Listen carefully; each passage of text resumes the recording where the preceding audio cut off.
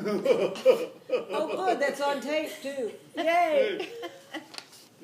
Knocked out one of the interviewees. Hit her with a pillow. All right, Okay, 2012, November. on November. the 23rd day of November.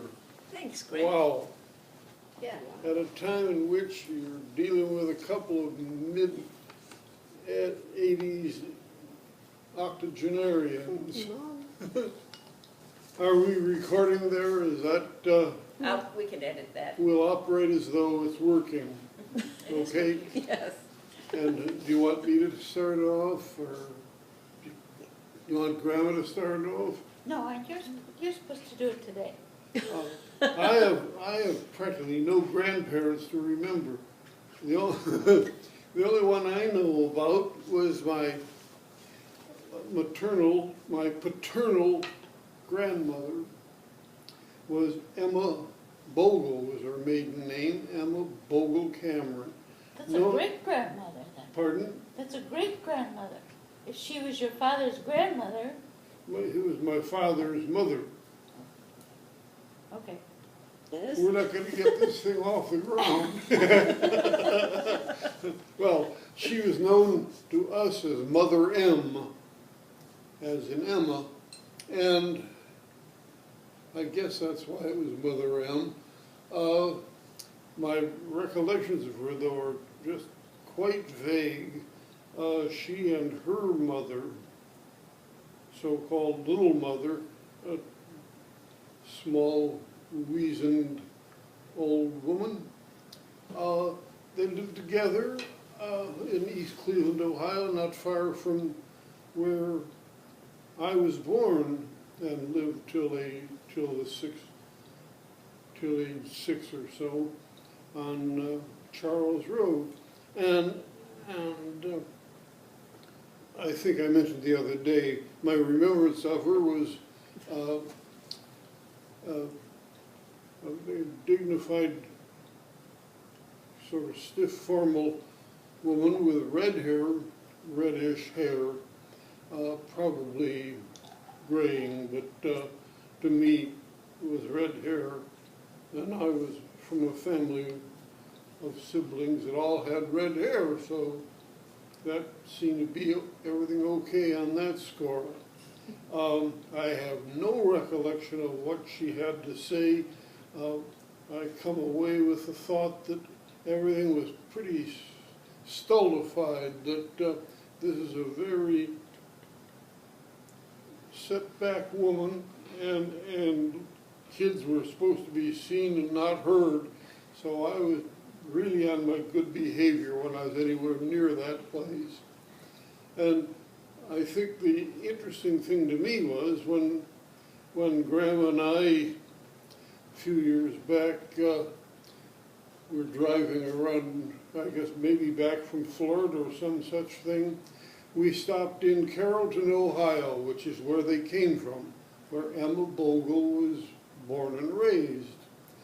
She was the daughter of the local jeweler, the jewelry store, and we went to the public records to find out just what we could about Emma Bogle, and more particularly Frank V. Cameron, my father, was supposedly born there. We got to the year in which he was to be born, and the book was missing. Oh, Not a sign of it. And when we inquired what happened to the records, we were told they were lost, Oh, I thought there was a fire. or a fire Yeah, maybe. and it burned, and some of the records got lost then. And that reminded me that when my father needed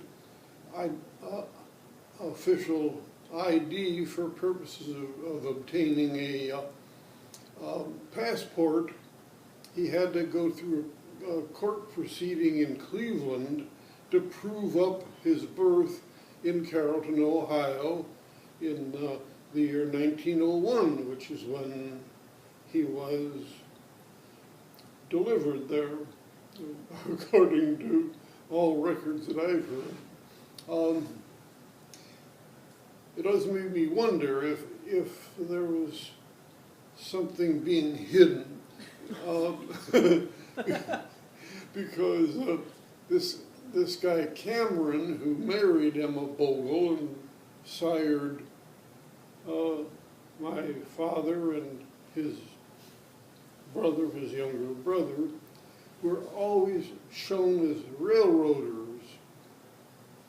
And that's how the Camerons apparently worked their way from the coast to end up in Ohio and wherever else they ended up by working the railroads. When they came from Scotland in through the East Coast. And my father seems to be the only guy that went straight and worked for a living, although I was surprised to hear that his father had gone into an enterprise, a family-owned business apparently, as a slaughterhouse operation for chickens in Cleveland after he moved there. But I know that my father's younger brother, Uncle Fred, who seemed to be traveling on the seat of his pants all the time, did work for a railroad and lost his arm, one of his arms up to the elbow when a train was humped and his arm got caught in a railroad tie. And those were common accidents on the railroad. And Uncle Fred and his missing arm would come visiting every so often. It was never a grand occasion because he's usually, I think, about to tap my father for a handout. But he ended up living in California, Uncle Fred did, living and dying in, what is it, Modesta? Is that the community not far from Yosemite in California? That's where he ended up, and I presume on benefits coming from the Railroad Retirement Act. And so there is the grandparent exposure I have, and that family. That's about what I know. As far as my father is concerned, he seemed to have been working as a teenager at various jobs. I gather he must have been good with numbers and interested in working with numbers, because as something like a 17 or 18-year-old, he was working for a paint and varnish company. And I suspect that's how he met my mother, because my mother came from the west side of Cleveland and my father from the east side. And the only reason he'd have occasion to have been exposed to her, I think, would be if he saw her in connection with his job, which was paint and varnish company on either the near west side of town, I think is where it was in Cleveland. And he spent a fair amount of time pursuing her. I think her family refused to give her consent, and so he had to wait till she came of age, and I think they achieved that in 1920 or 21, and promptly got married when that occurred. But that, and my mother was the youngest living of 5 siblings, and the Cowell, the head of that family, Ira Cowell, came by way of Canada from the Channel Islands, or just off the English coast. Wow. And so that was the English thread of the family. he married an Irish woman, I think her name was McGarry, and McGarry married Cowell, and thereby produced my middle name.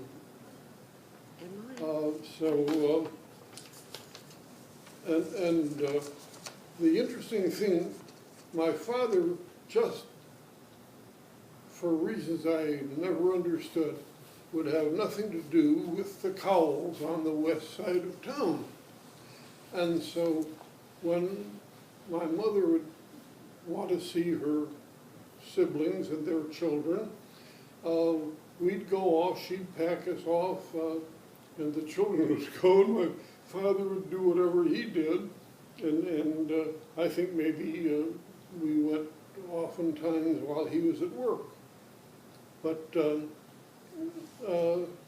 I found the Cowell family really interesting, because the eldest was Harvey Cowell, and he was the only brother, and he wore a fedora hat all the time, and usually had a toothpick sticking out of his mouth. So he drove a Distillate, a soft drink company truck, and he delivered bottled soda pop to the different companies. So he was a local truck driver, and Aunt Clara was a frightened little woman who hopped when he bellowed, and they produced two sons.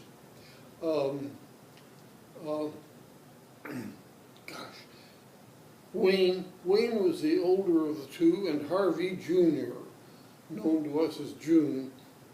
And interestingly enough, Wayne was one of the parachutists that on D-Day jumped behind the German lines as the invasion was going on from England into France.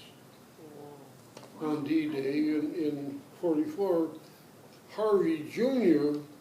was a Marine, and he was on the Guadalcanal landing out in the Pacific.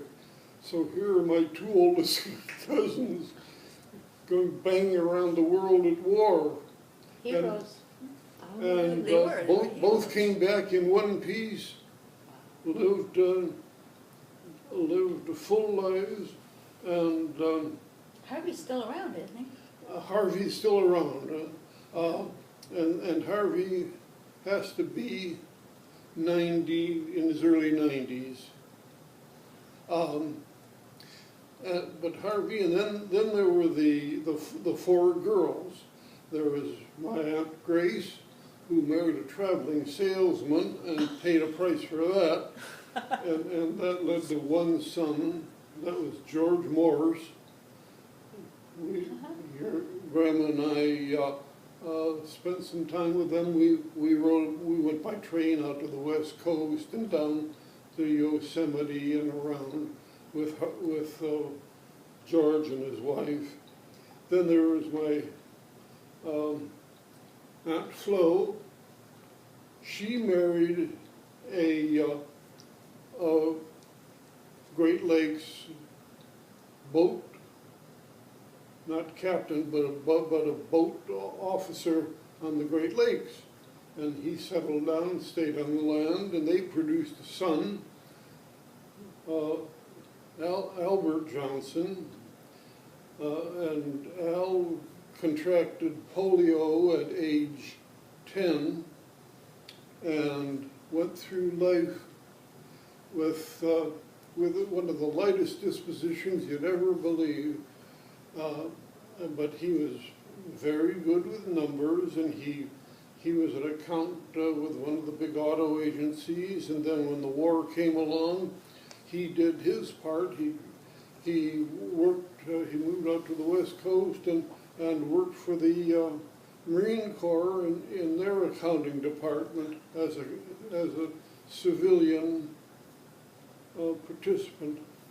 George Morse, by the way, was into sales. He ultimately ended up being a National Cash Register salesman, and he was in the ordnance department over in England, where the supply boats for D-Day were being handled, and he was part of the gang that made sure men and weapons and material all got on ships and got out at the same time when they were going across the channel. So that was a really interesting gang, and as I say, I never understood why my father had nothing to do with it, and that was a no-no subject.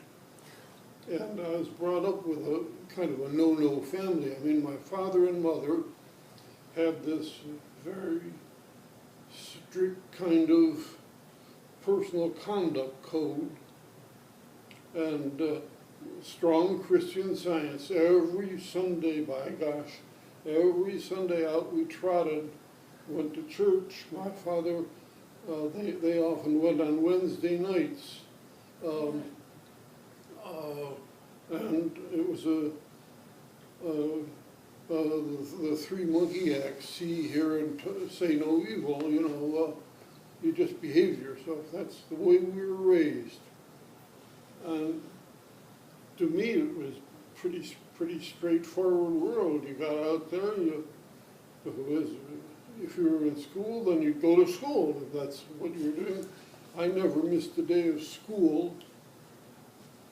And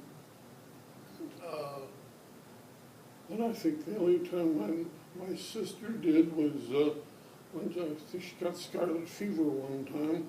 How they could get me out the door and still keep her there, I have no idea what kind of house rules there were or school rules, but those were the days when you had a sickness, you posted a sign on the door, said scarlet fever.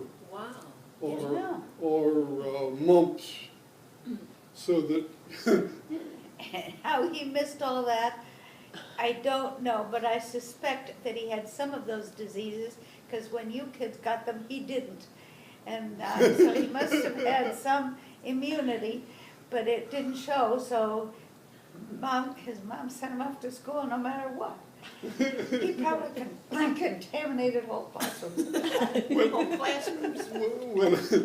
when I finally left home and I was asked about all these childhood diseases every time you had to sign up for something at college or wherever, and I'd say, no, I didn't. I've never had any of those things.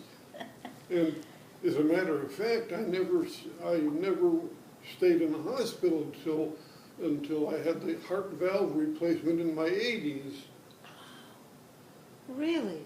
That was the first time I've stayed in a hospital. I never knew that. and that was a piece of cake. The heart valve replacement, I went in, didn't know what I was doing, they told me to show up at 7 or something like that in the morning.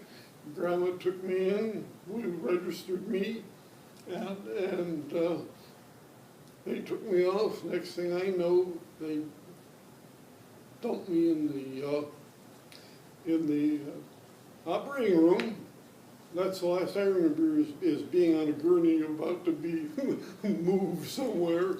When I wake up the following morning or whenever it was, they have me walking down the hall carrying my The intravenous stuff. yeah, the whatever it was that regulating the inflow of fluids.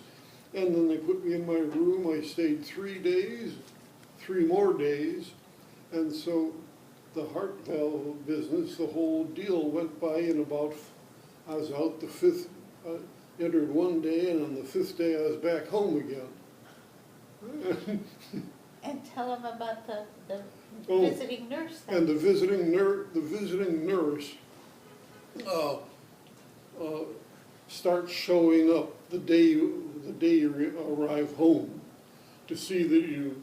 This was 2 days later, because it was a weekend. Pardon? She came about a day or so later. Okay, whatever. It was But a very weekend. shortly after you get home, the visiting nurse comes, and it's part of the deal that she then sees if you're adjusting to life well enough, and and if you need things done. I answered the door when the doorbell rang. I answered the door, and she told me who she was, and she said, "Now, where's the patient?" And I said, "I think that's me." And I'm sure you say that's I. And she was astounded, right? yeah, She must have been. so much for this business of growing up and growing older.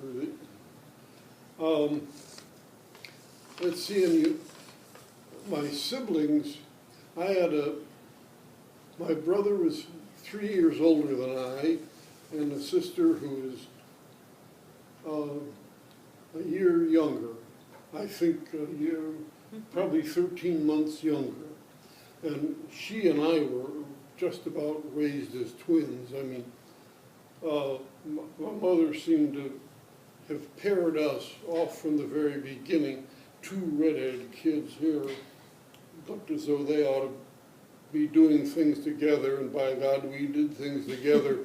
I became a ballet dancer as a young kid, partnering my sister, who was a ballerina.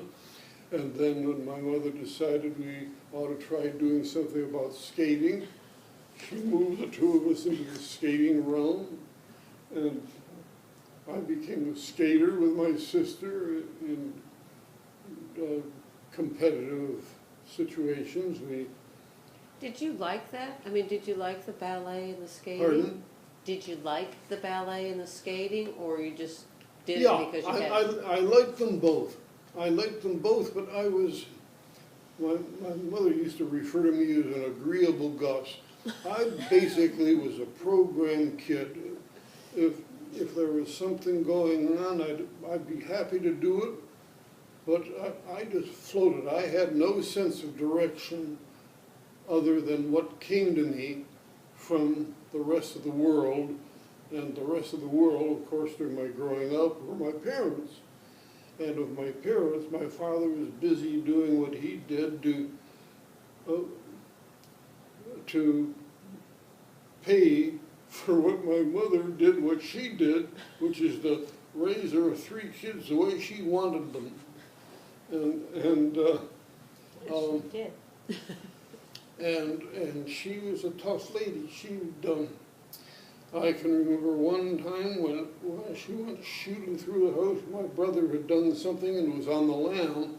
She went through chasing him, and by God, up over the twin beds and then out the door and caught him, and then let him know that was just not going to happen in her house, whatever the hell he did. It was a matriarchy for sure, the raising. My brother,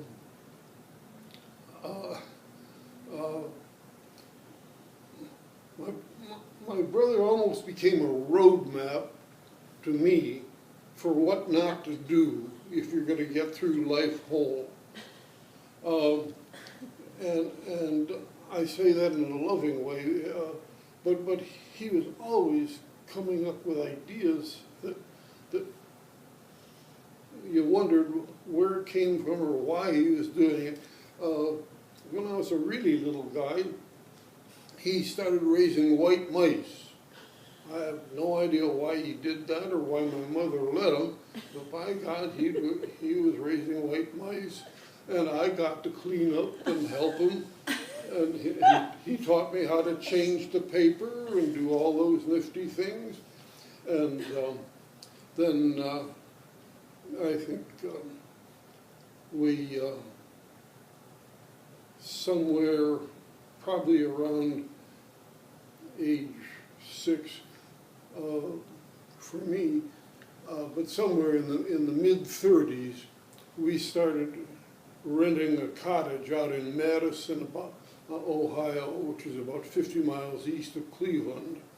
And we'd rent a cottage, and the family go in there. My father would commute sometimes on weekends, but that was where we were spending summers. and that's where my brother could have free reign to do different things. And I participated with him. He contrived the idea of modifying a wagon, an ordinary wagon, wooden wagon, by drilling holes, and then he could operate it with you could take the handle off and not have this metal handle in the way, and you'd steer with the ropes. And if the rope came untied, it was Katie, bar the door, because you were going to hit a tree or whatever. You were going to end up wherever you ended up. And I'd get to ride. He'd steer, and I'd be sitting here, and then he'd steer. And I often wondered how come nothing really serious happened from that. But then another year, he found a baby buggy, and he took the top of the baby buggy off and put our wagon on the baby buggy, and that was the most unstable wagon you could imagine. And that rascal would tilt and would go every which way. And another year, he got he made a diving helmet. You take a 5-gallon can, and he cut notches for his shoulder. He melted some lead into a rim that he placed on the top of on what would be the bottom of the bucket. After having drilled holes and so forth, which he fed some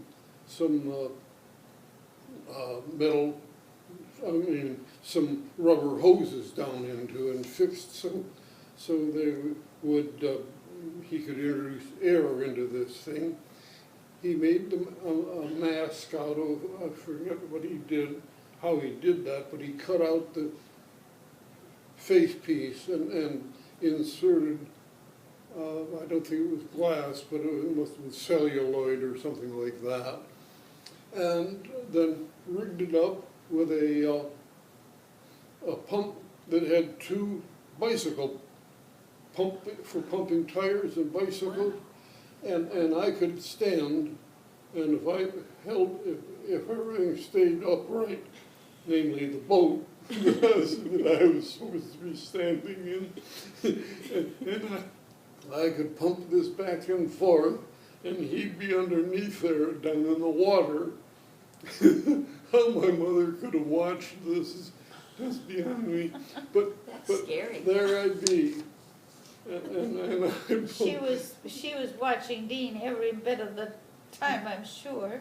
And she also continued, called to him, now don't stop, don't stop, don't stop. and we did that for a while one summer. And my brother kept coming up with these things, and then when he became of dating age, he applied all of these marvelous thoughts to his relationships with these women he'd date, and he had no restraint on how he got into things.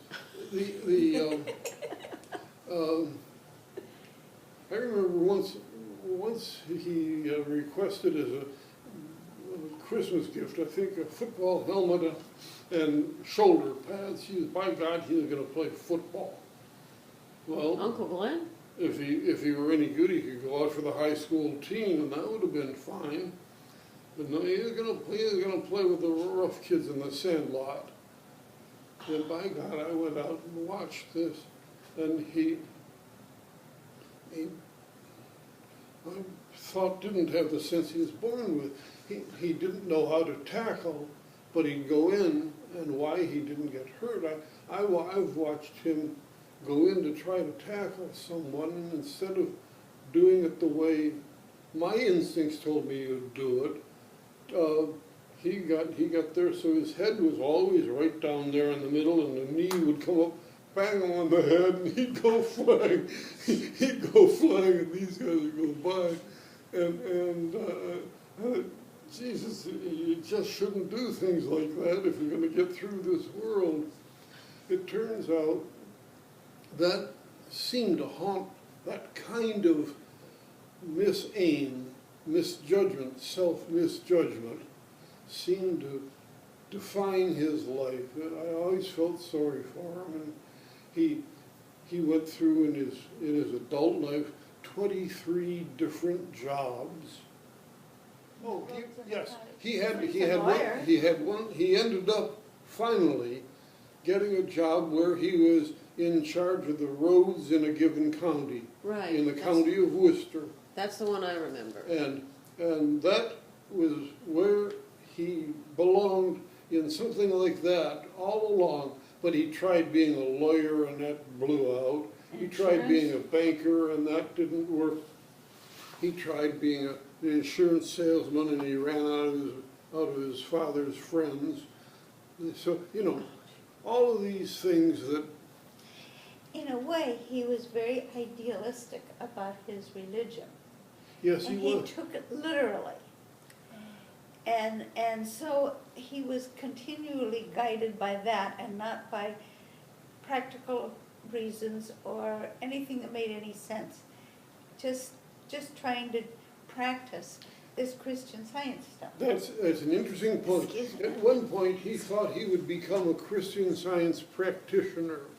Oh, Now, pity the patient. to be a practitioner in Christian Science, you would have had to study, go through a class with an authorized representative of the Mother Church, and do all sorts of things. He didn't have those qualifications, and he was going to go forth and do that. Well, by that time, he'd already busted through one marriage. His second marriage, he'd taken a leave of absence to misbehave with a young teenager, and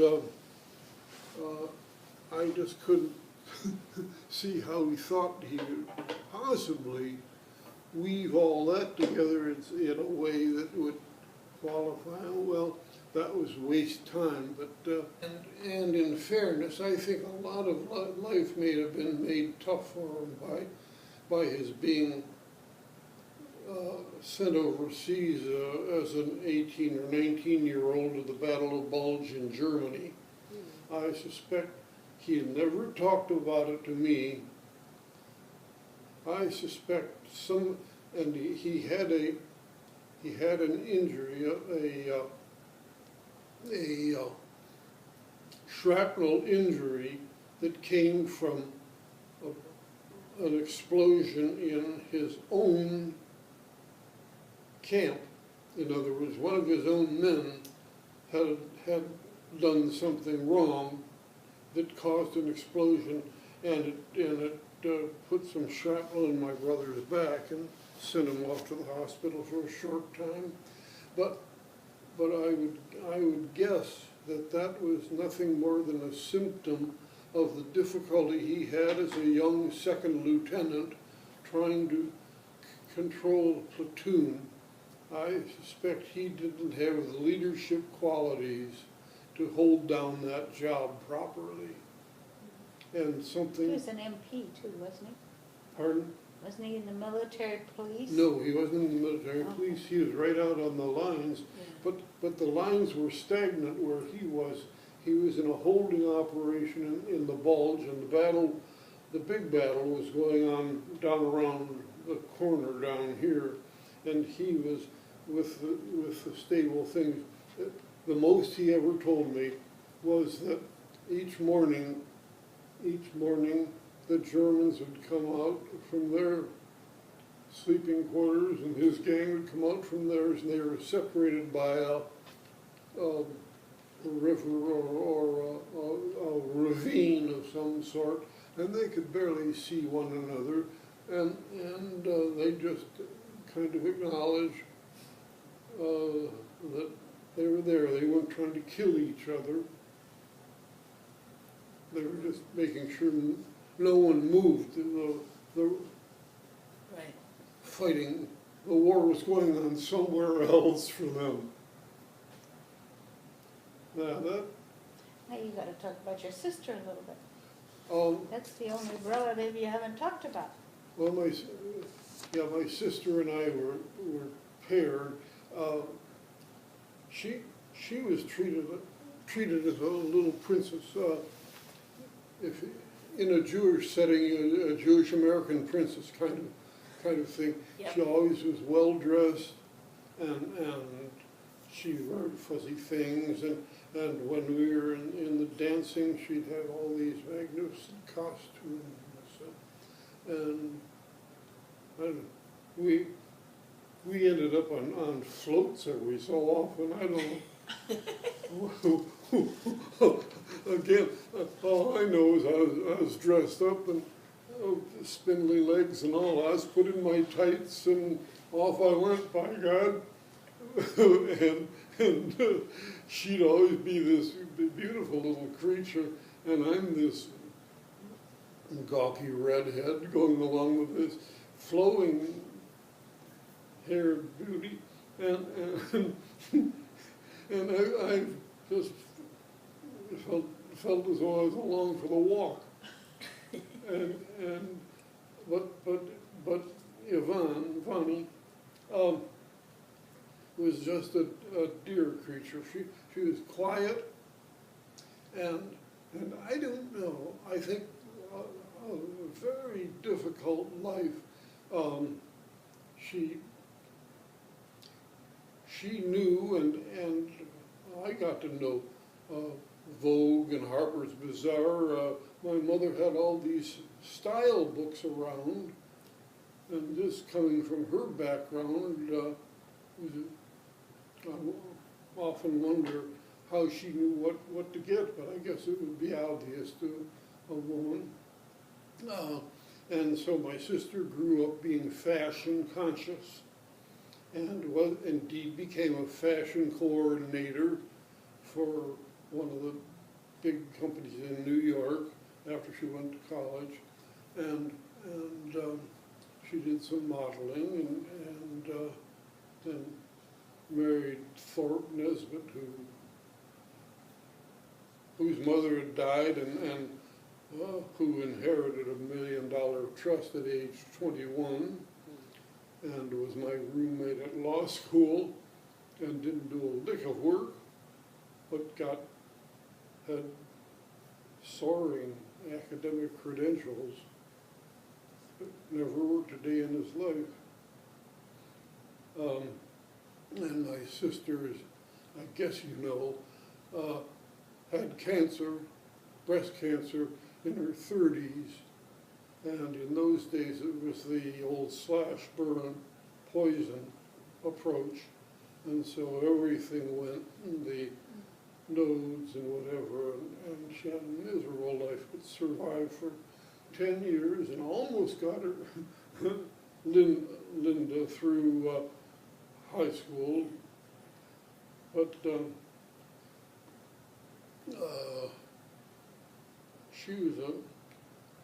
Yvonne was a lovely creature, and I thought life had been hard on her. And here it is, I'm talking about my two siblings having had a tough life. Mine has been just a piece of cake, and it undeservedly so. I mean, I feel like a cork on a sea. I went through life just going wherever it took me, and by gosh, if it was in ballet, I was ballet, and I'd pull on my tights. If it was skating, I'd pull on the skates and do that, or whatever, and I play sports. I played a lot of sports, outdoor. Kick the can, that's how I began life. You learn to kick the can down there where I was born and raised for the first half dozen years of my life.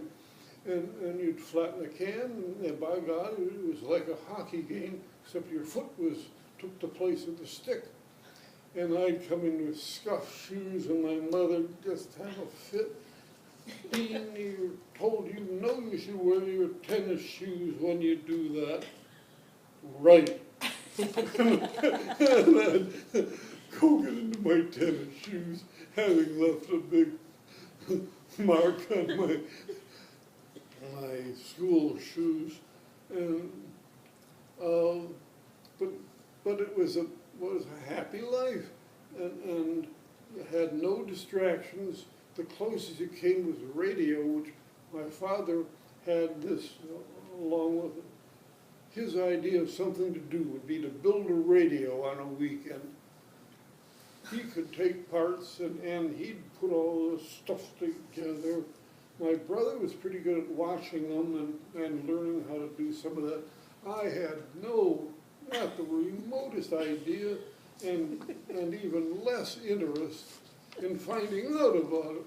And didn't he also build the sound system? He built the sound system for the church, the First Church of Christ Scientist in Cleveland. Wow. Wow. You know, this guy who's a tax accountant working working for the feds before he went off on his own, and that was his idea of something to do. The one thing I remember is that I learned from him is that if you're sweating and if your hair gets wet, make darn sure it doesn't hang down in front when you're working with electric stuff, because his hair flicked by some live part of one of the radios when he was reaching in to do a screw or whatever he was doing, and shock straightened him up, and his comment to me was, make sure you never let anything wet get near working with electricity.